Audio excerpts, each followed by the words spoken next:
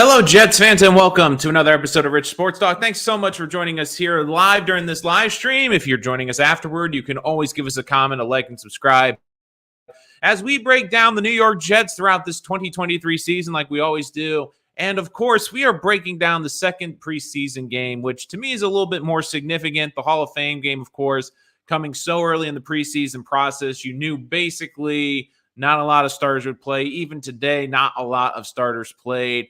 But there was a lot to take out of this game. There was a lot about the offensive line, the defense, and, of course, Zach Wilson. There is a whole bunch to get into, and we will get into all of that. But just a friendly reminder, if you're new to the channel, hit that like, give us a subscribe, and follow us for all the latest and greatest content on the New York Jets. And I know a lot of you are raring to go. You want me to talk about Zach Wilson, and I will get to Zach Wilson in a second.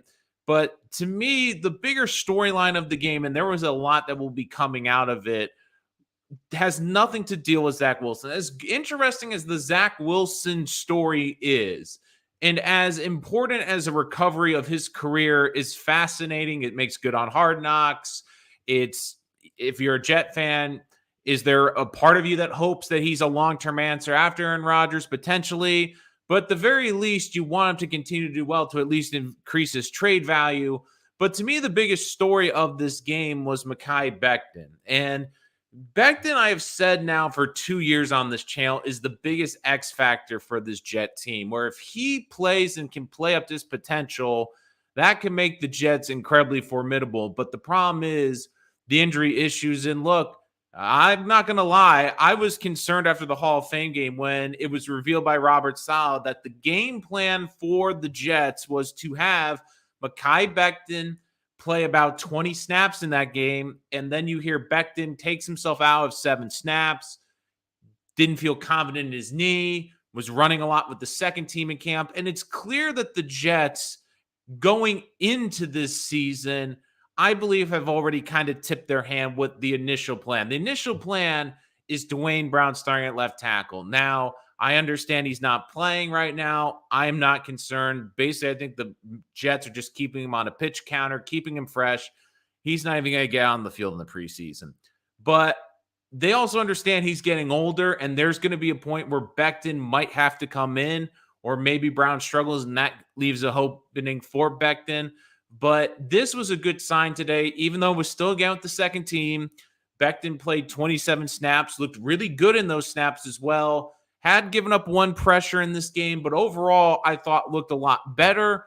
The confidence seems a lot better. And even Sal said after the game that they were only looking to keep him in about 20 snaps.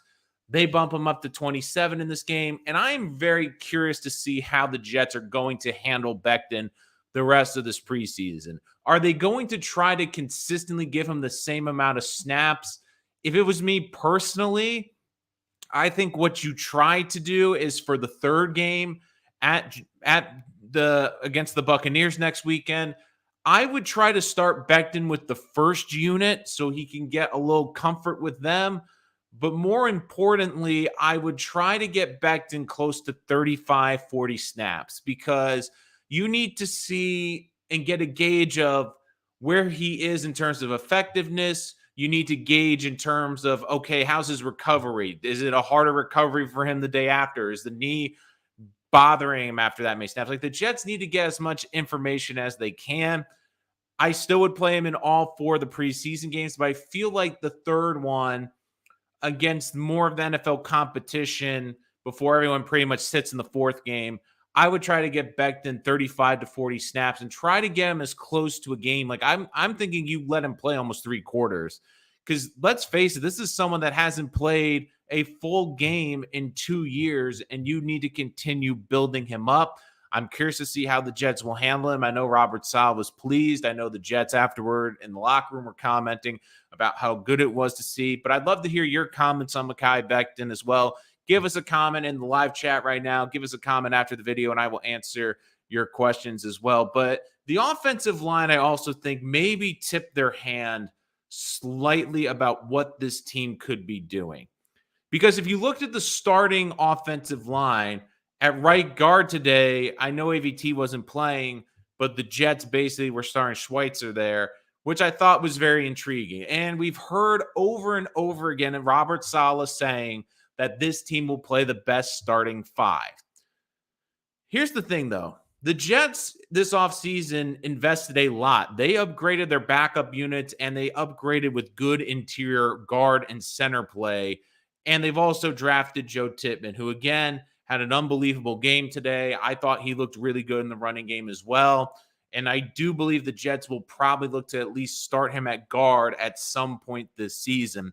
But because of that, because the Jets' strength right now is their guards and that they have a couple people that they could start inside, I think that the Jets are tipping that maybe not the start of the season, but if Max Mitchell at right tackle is struggling, if they are struggling at that right tackle spot, I believe they're going to kick AVT to right tackle because they have good guard play. They can put in a guard that's a caliber starter. AVT doesn't have to switch sides, doesn't have to worry about the footwork. He goes to the right side, and you have a good right tackle with him. And he played right tackle last year, did miss a beat. And then they try to figure it out the left tackle, whether it's Mitchell, whether it's Brown, whether it's Becton. So I think the Jets also tipped their hands slightly as well in this preseason game with the initial starters. Look, I've been impressed with Tippmann. I think he's one of these kids that, again, before you become a center, because center is a real cerebral position. I think he's going to be this future starting center. But for this rookie year, I could see him at one point kicking inside the guard. You kick AVT to right tackle, and you figure it out. It seems like they like Connor McGovern at the center position. He's solid. You know what you're going to get out of him. And look, I think that the offensive line has a lot of issues, and I understand that that is the biggest talking point around the Jets. I'm not as doom and gloom as I keep hearing all these national anthems. Oh, the Jets are screwed at tackle. The Jets are screwed at tackle. First of all, guys, you can name on one hand, and if you're lucky, 5 teams in the NFL that truly have a great offensive line. In the NFL now, there aren't teams with a lot of great offensive lines. You just need a serviceable one. I do think the Jets have serviceable pieces on this offensive line. And look, everyone's saying, Dwayne Brown's not playing. Dwayne Brown's not playing. Yeah, he's 38 years old. They're not going to play him in the preseason. It doesn't mean anything for him.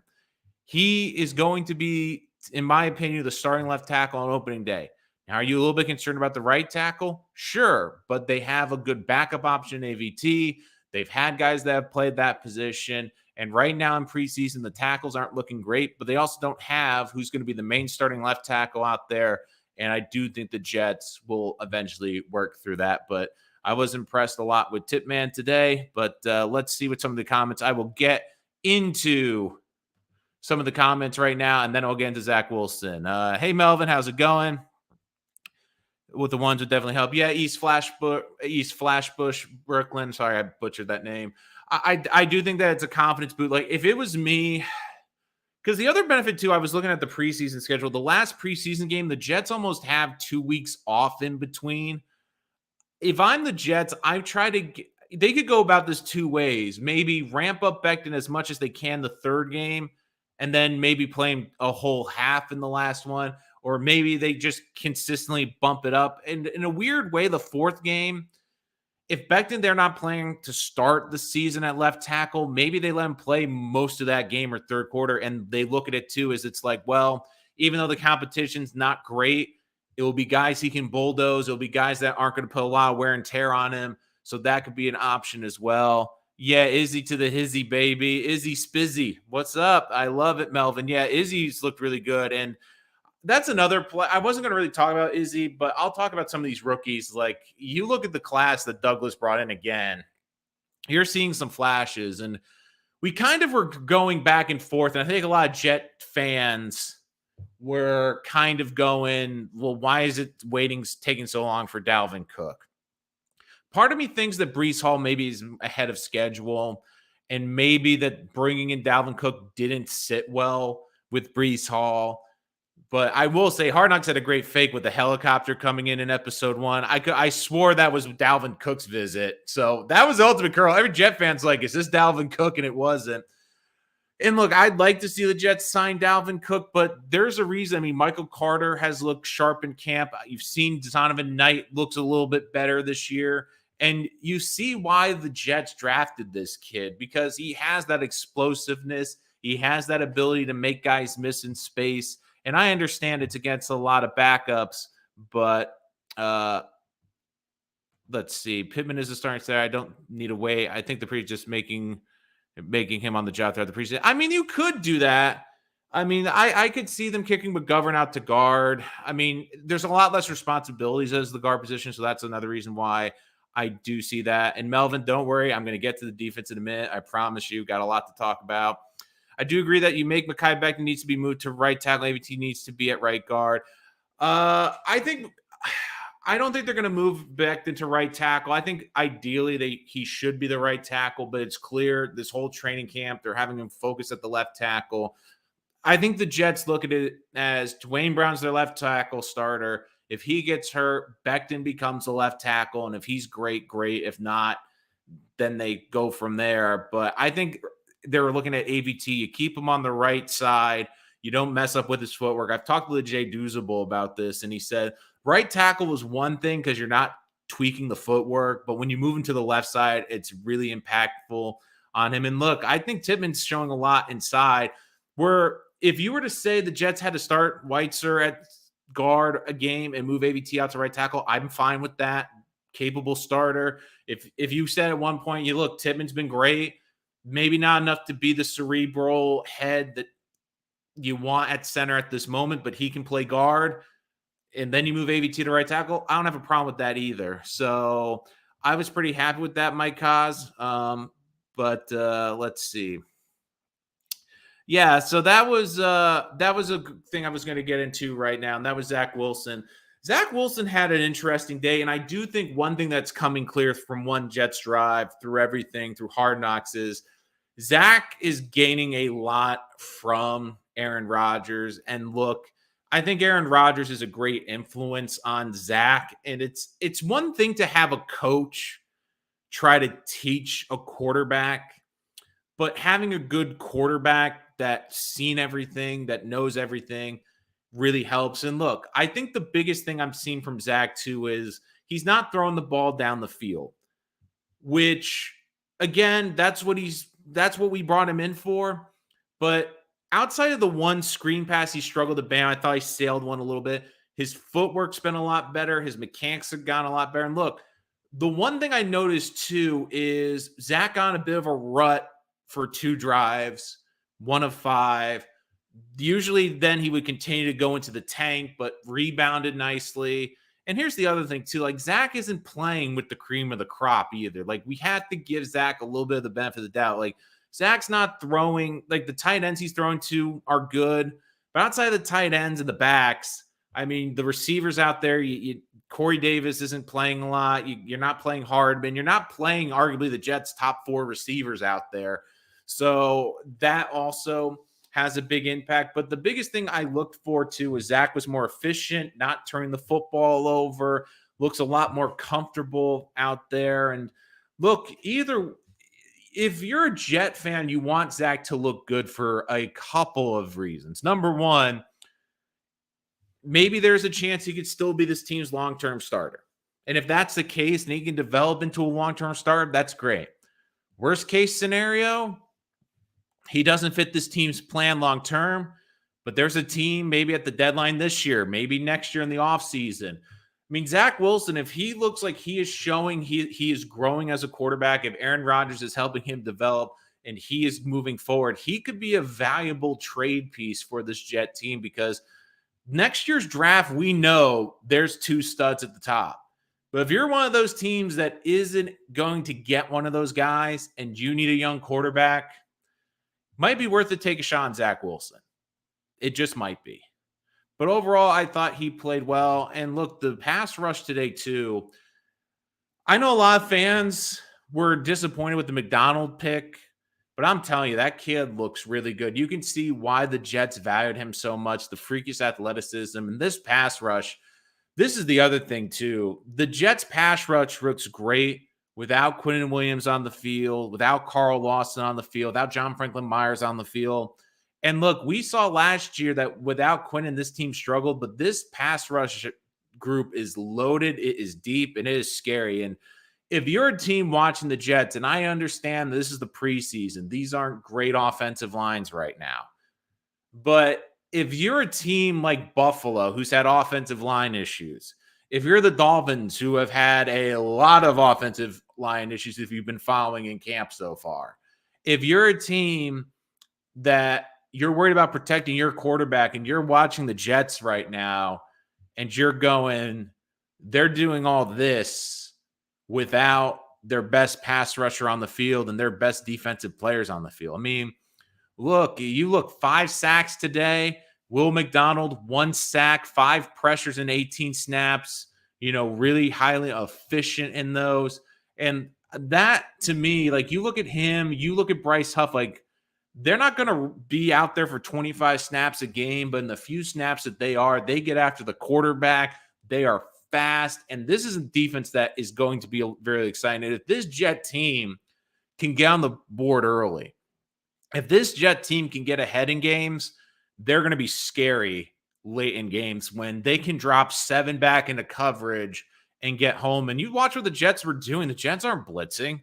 The Jets are rushing 4, and they are getting home. And I think they scared the hell out of the Panthers a couple times today, especially their fans, because Bryce Young took some shots in there today. Solomon Thomas, like in that first drive, just wailed on him. Then you saw Bryce Huff get a good, Bryce Young, I'm like, I don't know if it's worth it to keep him in. I understand you want him to get the reps, Carolina, but I would have been worried that the Jets were getting after him. And that's the thing the preseason does tell you about certain teams.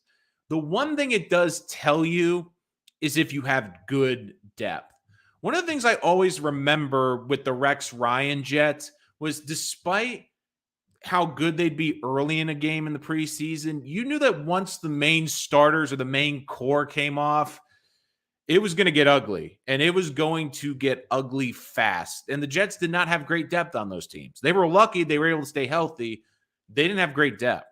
I think the Jets are showing you, even on the offensive line, that they have some nice depth now. At tight end, they have depth. At running back, they have depth. At safety, a little bit thin, but I think they have better depth than they've had. And more specifically, the defensive line. I mean, think about it. Like I just said, this defensive line was getting after it. And there's no Carl Lawson. There's no Quinnen Williams. There's no John Franklin Myers. Those guys aren't playing. And the fact that they are getting after it with these guys is exciting. And you think about McDonald, I think, is going to be a pass rush specialist on this team. Bryce Huff is going to be a pass rush specialist. And I'm not even mentioning Jermaine Johnson. I mean, Jermaine Johnson, because of what happened last year, where you had Garrett Wilson win the offensive rookie of the year, when you had Sauce win the defensive rookie of the year, when you had the hype around Breece Hall, like, people kind of forgot about Jermaine Johnson. And I get it. He didn't play a ton. I think if the Jets didn't have as great of a rookie class, maybe some Jet fans would have gone on him. I wasn't one of those. But I'll tell you, like, you look at guys that are looking to make a big step forward, and certain guys in year 2 take a big step forward.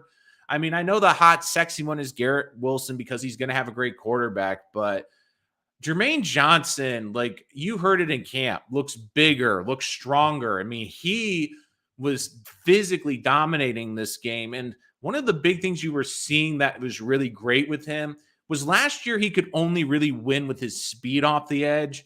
Today you were seeing on some of those interior rushes, he's winning with his bull. He's winning with his power. He has developed that power aspect of his game, and he is getting after it. Like, you look at this Jet defense, it's like, Jermaine Johnson, you don't want off the field, but there's so many guys they're going to be able to throw in there and rotate that it's exciting to see what this defense can be. And look, I mean, they don't even have their great corners out there. So it was unbelievable. But let's get back to your questions right now.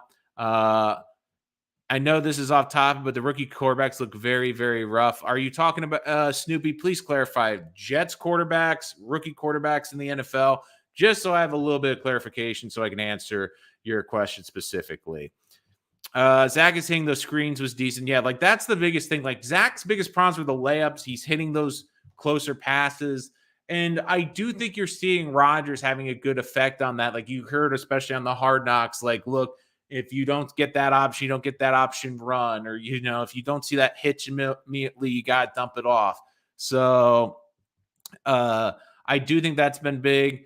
Look, that's the one thing too. Like you wonder why the Jets have been mum on Dalvin Cook. I think the Jets are sitting there going, we might look to try to bring in a veteran offensive lineman if one maybe gets cut from camp. Maybe there's a defensive player we can bring in.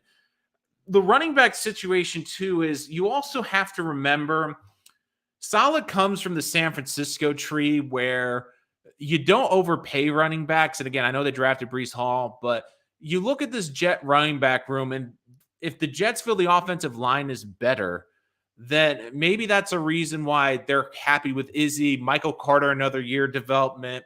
Zombin Knight has run with some good burst. And look, last year when they got to the end of the season, Knight was struggling, but you look at the offensive line that had no push, couldn't protect it all, was basically throwing together, rancid hamburger meat and trying to make it into a filet mignon. It wasn't working last year. So, and look, Izzy, I think, is going to be a fun piece on this team. Lining him up out of the backfield. I want to see him on kick returns. I think he is someone to keep an eye on, and he's someone Jet fans are going to love.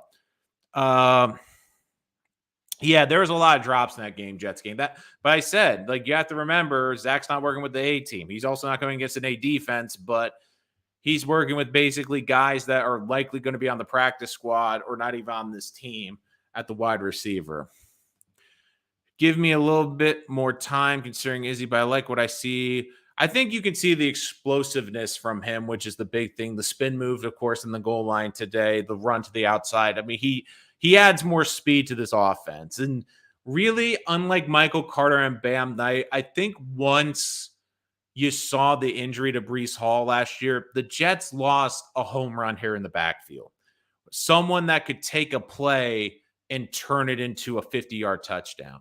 I don't think Michael Carter is that. I think he's a solid back. I think Knight can maybe break off a big inside run, but he's not a home run hitter. With Izzy, you can see this guy with the agility he has, the shiftiness, being that smaller frame, tackling in space. He is someone that if you drop the screen pass off, I could see taking it 40 to 50 yards. And that's something the Jets backfield severely lacked last year, especially when Breece Hall got hurt. So maybe that's a reason why they're kind of not thinking about Dalvin Cook, because the other thing too is if you get to the end of camp, you want to carry 4 running backs.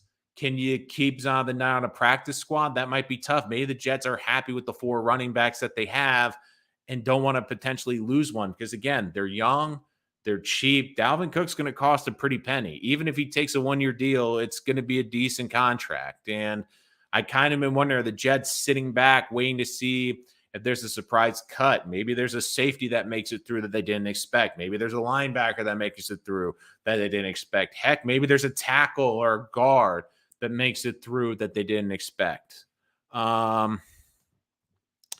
Yeah, Snoopy, it's early though. It's week 2 of the preseason. I don't take too much stock into that. And look, this is a group 2.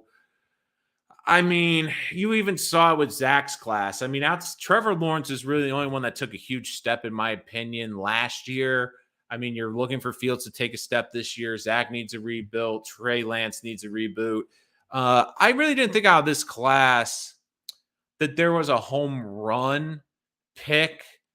It's one of those things too. And look, don't forget they're going to bad teams. And there was a great comment on the broadcast today where they said Bryce Young has been basically favored in every single football game in his life or for the last 6 or 7 years. And this is going to be the first time he's not favored in football games. So I do think you have to take it with a grain of salt. There's a lot of things I liked with Young. He gets the ball quick. He's got nice feet. I am a little bit more concerned with some of the other ones. Stroud I think Stroud's going to have a harder time, tougher division. I don't think they have as many good pieces around him. Look, I think there's a lot of potential in this class, but I do think you're going to see a lot of them struggle. I don't think anyone's going to instantly take off. And I think there's a lot of pressure. I mean, Anthony Richardson it doesn't help Anthony Richardson where, okay, it makes sense to draft Anthony Richardson and maybe let him struggle if he can hand it off to, the best running back in football 20 to 25 times a game. But it looks like that might not even happen this year. So I'm just looking around the league. Like, there's just no quarterback that I'm like, okay, they're going to be instantly great this year. I mean, they're going to struggle, especially if you're a rookie quarterback in the AFC. I mean, how many games in that conference are you going to be favored? I mean, seriously, like if you are CJ Stroud in Houston, how many games are you going to get favored in? Maybe Tennessee? That might be a stretch. Wouldn't be Jacksonville. Jimmy G? I don't know. They probably just because he's a veteran. But I think that the rookie struggling, it's going to happen. And look, like I've said, that there isn't one guy. There wasn't a Trevor Lawrence that was coming in this year. And there really wasn't a perfect system for these quarterbacks. Like I felt like the best place, for example, like Anthony Richardson, I thought the best place would be go to Seattle, sit for a year behind Geno Smith. Like that to me was the best place. But look, I think Bryce Young, of all of them, he probably will have the most success just because that the NFC South is just so bad. I think CJ Stroud's going to struggle. Anthony Richardson, the Colts are just an absolute mess right now. I think he's going to struggle and he's going to get too much put in on his plate way too early. Who was it? Levis did some okay things for the Titans. I think just because of that they're a decent team, he might be okay. Trying to think. I think is it Duger or Duggar is the one that went to Seattle, the left-hander. I mean, he was making some highlight plays. But look, I think for these rookies, especially when you have so many great ones in the AFC, it's going to be tough. Like if you are Anthony Richardson, CJ Stroud, I think it's going to be a rough year, especially playing some of these great defenses and great quarterbacks that you already have in this conference. So, but even again, I thought that the Lawrence Wilson class was probably one of the best classes we've seen in a decade. And a lot of those guys have struggled for the first 2 years. This one, I think it's a lot of guys that there's a heightened expectation, and I just think they're going to struggle a lot. Loving good old Mickey D with the magic sauce, baby, out there. McDonald, like that's the other. McDonald's shown a great burst, and I know a lot of Jet fans were upset. And one thing I think that needs to be addressed with McDonald too is, I think because nationally the Jets didn't take a tackle in the draft, they are getting killed for it now. And at the time, of course, people were like, "Oh, the Jets, of course, the Patriots screwed the Jets by trading up the Steelers." I have a theory that the Jets, one of the reasons it took so long for the Packer trade to get done was I believe the Jets were trying to figure out packages where they could move up from either 15 or even the 13th pick to draft an offensive lineman. I really believe that they had 2 offensive linemen maybe on their board that they looked and said, okay, this guy could start for us week 1 and make an impact. And I think probably one of them was Paris Johnson, maybe Darnell Wright. Peter Skoronski, I doubt, just because he was a better guard and he was more right tackle. Look, the Jets are looking more at left tackle. But once it was clear that those guys were going in the top 10, and I think the Jets tried every way to get about it, because everyone's like, well, they should have had Broderick Jones. Well, Broderick Jones played the fewest amount of snaps in the SEC, and he's going to be your left tackle of the future. And I'll never forget when people were killing the Jets, and even me at the time, like, look, you have to look and see what their board was and wonder. But the Jets, they told us what their board was.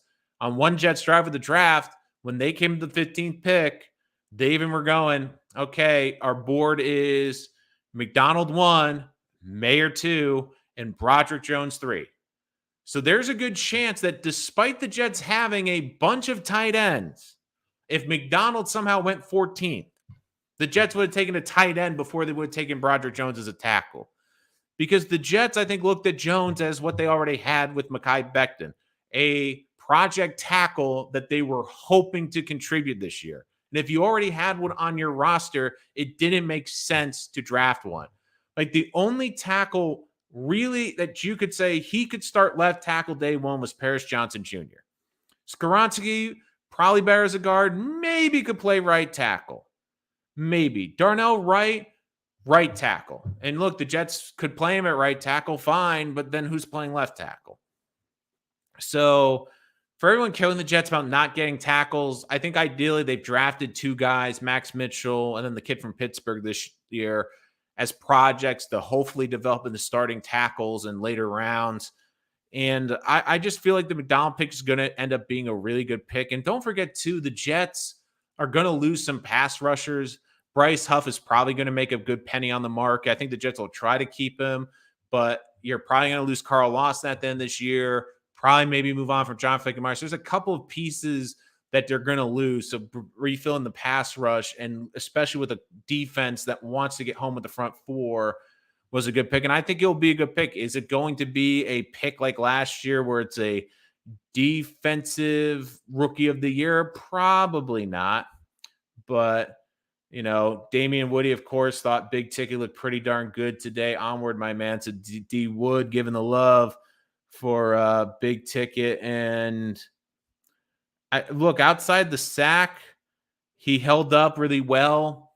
I thought Becton looked in good shape.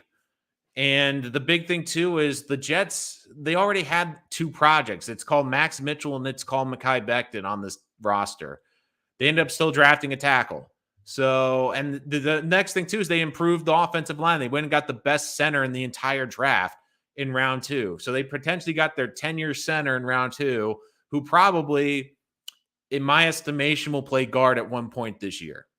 Because I just get the feeling that there's going to come at least a game or two where AVT is going to have to play right tackle to shuffle the offensive line, and they will slide him into the guard position. And look, he whops in the running game. There's a couple nice runs today, and you saw a couple of those nice runs, especially in the second half, and I know they're not against the 18 defense, but you look for guys that are sealing. You're looking for guys that are able to set up the openings. That are able to pinch off. They're able to create those gaps for those running backs. And they were doing that today. And look, this is going to be a fun watch for the Jets this year, especially this defense, because you know you got a good secondary, but Quinnen Williams, throw him in the mix. He looked unblockable at times last year. If you're a defensive coordinator, how are you playing the Jets? Because you're going to have to keep a back into chip to give your quarterback a shot. You're going to have to keep tight ends in. You're going to have to limit what you can do, and think about how limited an offense could be on a 3rd and long. If DJ Reed and Sauce take away your number 1 and 2 receivers, you have to keep a tight end or a back end. You have basically 2, maybe 3 options open. And meanwhile, with those 3 options, the Jets are able to drop back 5 players. So it's a 3v5 because they're only going to rush 4. I mean, look, the other thing, too, is like I know a lot of fans, and I think Duncan McLean brings up a good example, was the tackling. I think the tackling looks more crisp. And again, you also had some more seasoned guys in there today, Duncan. A lot of the guys that played in that Hall of Fame game probably are practice squad players. It's also the first game. And don't forget, too, Jets were kind of rushed into that. The Hall of Fame game, I think the Hall of Fame game is a bit hokey. And then you heard even after the game, they had the power issue. The players couldn't even shower there. The Hall of Fame ceremony is great, and I love that it kicks off the football season. In some ways, I think it might be better just to have normal preseason and then do the Hall of Fame kind of like a lead into football week, where we know the opener is a Thursday night, but do a Wednesday night special for the Hall of Fame, really go into the season, really kicking off the season. Like, that's how I would do it. I know they probably won't because it's tradition. It brings a lot of money into the Canton town. So I understand they probably will never get rid of the game, but it's just one of those things. Like, I think it's overrated, and it's so early in the process that I think it's overrated. And look, guys, here's the other thing I'm excited about. I'm a nerd. You know, if you watch this channel, I talk about the fatties, the offensive linemen. I love that talk. Can we also point out one other thing? How nice is it to have a punter? I mean, Morstead with a couple great punts today. Like, the Jets, too. Like, this is another reason why I'm excited about the season. I know it will not get mentioned, but for the first time in maybe since what, Nick Folk and God, I can't remember the punter back then. But honestly, this is like the first time in what, 5-6 years you feel confident with both the kicker and the punter going into a Jet season, where you don't have to worry about the punter like Braden Mann making terrible punts. How many years did the Jets go through kicking trials? Like, remember one year they were what? They went through 4 kickers in camp, and they ended up going with like the rejected one from Minnesota, and then he got hurt. Like, they couldn't get a kicker to save their life. Now they have a kicker. Now they have a punter. And you also feel too, that's also going to make this defense better. Because how many times did Braden Mann punch it into the end zone, or Braden Mann hit a 25-yard shank punt for field position? If you have a good punter with a great defense and you put teams deeper in their territory, you back them up further, that's also going to help this team tremendously. And having a reliable kicker and a reliable punter. I mean, think about how many times last year when Braden Mann went back to a punt, as a Jet fan, your first thought is like, please don't shank it. Please don't shank it. And then he'd hit 2 good punts. You're like, oh, this is why we drafted him. And then would come the inevitable either return punt or the punt that went 25 yards. And you're thinking to yourself, well, if we're at our own 40 and the punt only went 25 yards, if we could go back in time, I'd rather go for it on 4th down, because I don't trust the punter. So that's another big thing too, is Morstead's been great for the Jets. I thought he showed off his leg a couple times today. And look, if you have a good punter, like, having a bad punter kills you. And you saw it times last year where man would put this defense in horrible positions. If Morstead is putting teams back inside their 20, it's a lot easier to go against this great defense when you only have to go 50 or 60 yards. It's a whole different ball game when you have to tell an offense, no matter how good they are, you have to go 85 yards. You have to go 80 yards. You have to go 90 yards against this defense. And a defense that will keep cycling in pass rushers, cycling guys who are fresh. So you are constantly being bombarded with pass rushers on every single snap. So I think that was encouraging, and that's something that won't get talked about too. Like, we'll talk about the pass rush today. A lot of people will talk about Becton and Wilson like we did, but no one's going to talk about the special teams. I mean, the special teams I thought did a good job today. I thought that they showed up, and look, they've been consistent, and that's the biggest thing. I'm going to season not worried about the Jets special teams, where every year it was, who's going to win the kicker battle? Who's going to win the punter battle? Whoever wins it, will they be reliable enough? Will they be able to come up in a big moment? I mean, that to me is a huge relief for this team as well going into the season. But there was a lot to talk about from this game. Of course, Mekhi Becton heading in the right direction. I want to see him with the first team at least once. I'm hoping he gets those opportunities with the Bucks. I'll tell you in person, I will be there live at MetLife for the 3rd preseason game. I will be there watching next Saturday. I'm excited to be there in person.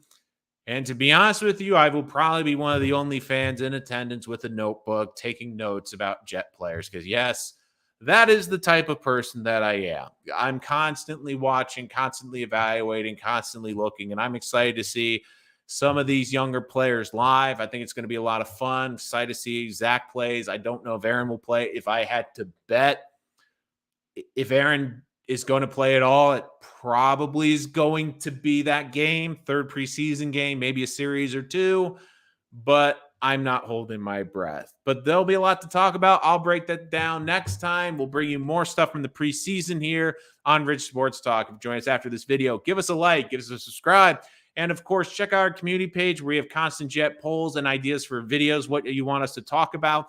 If you want me to do more reactors to Hard Knocks and One Jets Drive, let me know in the comments below. But I'm Nolan Rich. This is Rich Sports Talk, and we will see you next time.